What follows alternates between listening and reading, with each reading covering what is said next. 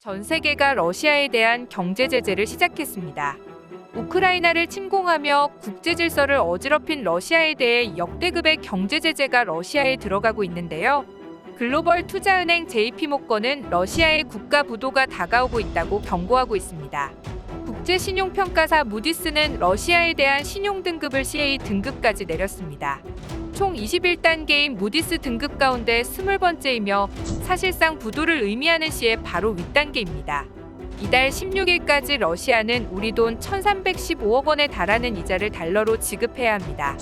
현재 서방 측의 경제 제재로 자산을 동결당하고 자금 줄인 정유업계까지 제재를 가하면서 러시아는 수중의 달러가 거의 말라버린 상황입니다. 16일 돈을 갚지 못할 경우 30일간의 유예기간을 적용받게 되는데 이 기간 안에 갚으면 디폴트를 면할 수 있지만 이 기간을 넘길 경우 1998년 이후 24년 만에 디폴트를 선언할 가능성이 커지고 있습니다. 문자 그대로 파산을 하게 됩니다.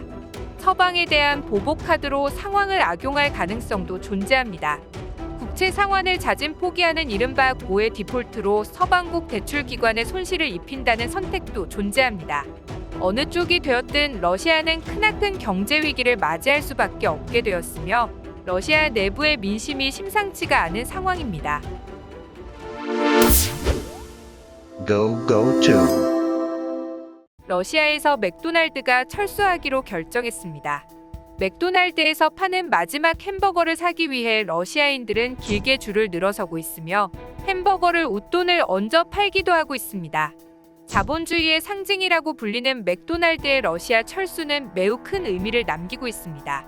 러시아가 세계의 자본주의 시장과 완전히 단절된다는 의미로 더 이상 러시아는 정상적인 국가가 아니게 된다는 의미이기도 합니다. 푸틴의 우크라이나 침공은 러시아 내에서도 반발이 속출하고 있습니다. 소련이 무너지고 자유민주주의 체계가 들어선 러시아에서 수십 년간 독재를 하며 대통령 자리를 차지했던 푸틴을 모든 러시아인들이 좋아하지는 않습니다. 현재 모스크바에서는 연일 반전 시위가 일어나고 있으며 푸틴은 계엄령과 공권력을 동원해 마구잡이로 시위대를 잡아들이고 있습니다. 개중에는 어린아이들도 있으며 단순히 평화를 외치기 위해 길가에 나선 어린아이들마저 붙잡아 경찰서로 끌고 와 큰 논란을 낳고 있습니다. 러시아의 야당 정치인인 일리아 야신은 자신의 페이스북 페이지를 통해 이런 반전 시위의 모습이 담긴 사진 몇 장을 공유했습니다. 사진에는 쇠창살이 달려있는 모스크바 경찰 호송차에 실려가는 어린아이들의 모습이 담겼습니다.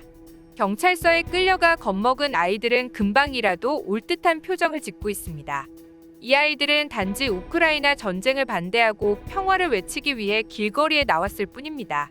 푸틴의 일방적인 전쟁 행위는 모든 러시아인들이 찬성하는 것이 아니며 많은 러시아인들이 푸틴의 독재와 전쟁에 반대를 하고 있습니다. 반전을 외치는 러시아의 시위대는 수도 모스크바에 결집했으며 시위대의 일부는 한국의 태극기를 들고 나와 세계적으로 이목을 집중시키고 있습니다. 이번 우크라이나 사태 시위에 나선 러시아인들은 자신들의 나라가 침략 전쟁으로 악의 국가가 된 것에 한탄을 하며 푸틴의 독재를 반대하고 있습니다. 러시아 전역에 계엄령을 선포하며 반전을 외치는 국민들을 무작위로 체포하고 있는 푸틴의 모습에 반대하는 이 시위대가 태극기를 든 이유는 바로 한국이 자유의 상징이라는 의미를 가지고 있기 때문입니다.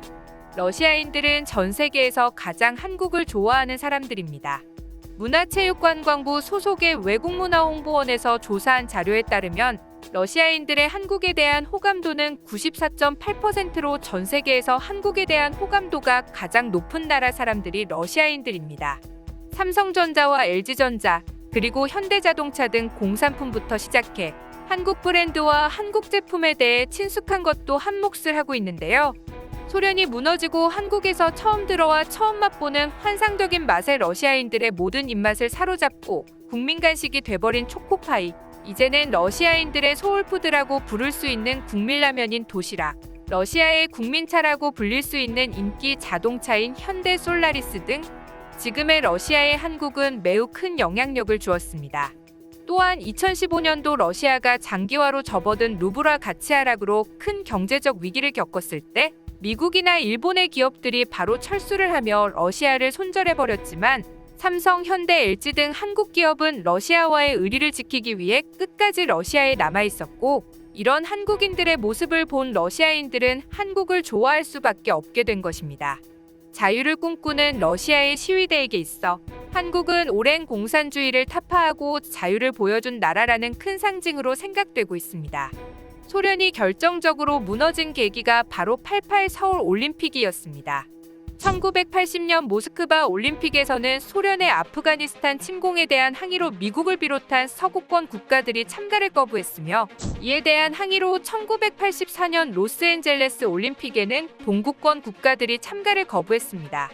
두 번의 올림픽이 반쪽짜리 올림픽이 되어버렸습니다.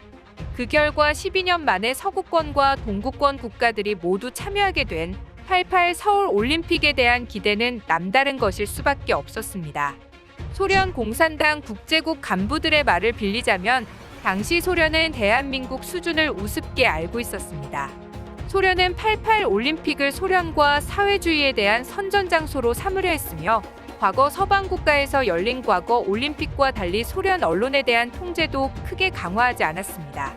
그러나 TV 화면을 통해 비춰진 서울의 모습은 소련의 일반 국민들은 물론 소련 지도부마저 경악시켜버렸습니다. 서구가 잘 사는 것은 제국주의적 착취 덕분이며 그나마도 일부 계층에 한정된 것이라고 국민들에게 교육을 했고, 미국이나 영국이 소련보다 잘 사는 것은 원래 그랬기 때문에 별로 놀라운 사실은 아니었습니다.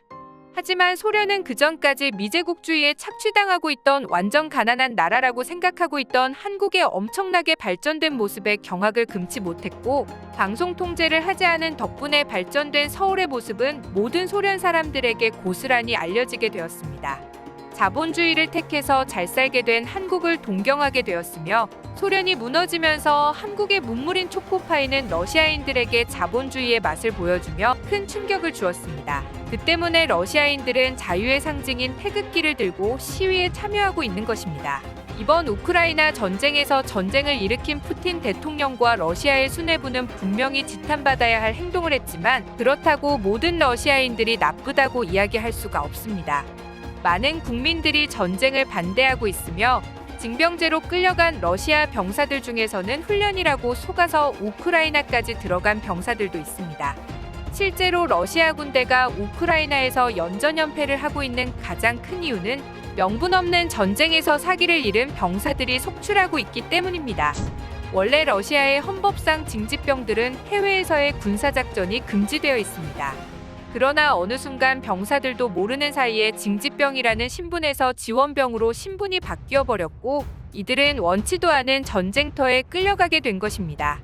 전쟁을 원한 것도 아니고 군대에 들어오고 싶어서 들어온 것도 아닌 징집병들이 전차와 장갑차 등을 버리고 집단으로 탈영하는 상황이 속출하고 있으며, 많은 병사들이 자발적으로 포로가 되기도 하고 있습니다. 명분 없는 전쟁에서 우크라이나 시민들에게 먹을 것을 받으며 러시아에 있는 어머니와 통화하며 울고 있는 앳된 나이의 병사들은 원해서 전쟁터에 끌려온 병사들이 아니었습니다. 푸틴이 일으킨 이 전쟁은 우크라이나인들 뿐만이 아니라 러시아인들마저 지옥으로 끌고 가고 있습니다. 러시아에서 스타벅스, 코카콜라, 펩시콜라 등 많은 글로벌 브랜드들이 철수하고 있으며, 러시아인들은 지금까지 누리던 혜택을 더 이상 누릴 수 없게 되고 있습니다. 한국이 러시아에 대한 제재에 참여하면서 러시아는 한국을 비우호국으로 지정했고, 한국에 대해 러시아가 가지고 있는 채무를 루블화로 갚겠다고 선언했습니다. 러시아가 세계 경제에서 퇴출되면서 가치가 하락해버린 루블화로 갚겠다는 것은 돈을 안 갚겠다는 의미와 큰 차이가 없습니다. 삼성, LG, 현대자동차 등 러시아에 진출한 40개 이상의 기업들이 현재 큰 타격을 입는 것은 불가피하게 되었습니다. 한국의 기업뿐만이 아니라 러시아에 진출한 많은 세계의 기업들이 러시아 시장에서 타격을 입게 되었습니다. 하지만 가장 큰 피해를 입는 것은 러시아인들입니다. 러시아에서는 삼성의 스마트폰과 TV가 점유율 1위를 차지하고 있으며, 세탁기, 냉장고 등 생활가전에서는 LG가 1위를 차지하고 있습니다. 현대차가 러시아 1위를 차지하고 있으며, 팔도의 도시락은 러시아인들의 국민 음식이기도 합니다. 이 모든 것을 더 이상 러시아인들은 누리지 못하게 되는 것입니다. 한국에서 들어온 당장 생활에 필요한 필수품들을 더 이상 이용할 수 없게 되었습니다. 국민 간식인 초코파이도 포함되어서 말이죠. 자본주의의 맛을 알고 있는 러시아인들에게 이번 경제 제재는 많은 것을 잃게 만들었고, 독재자 푸틴이 물러나기 전까지 러시아인들은 자신들이 누리던 권리를 그대로 빼앗길 수밖에 없는 상황이 되었습니다.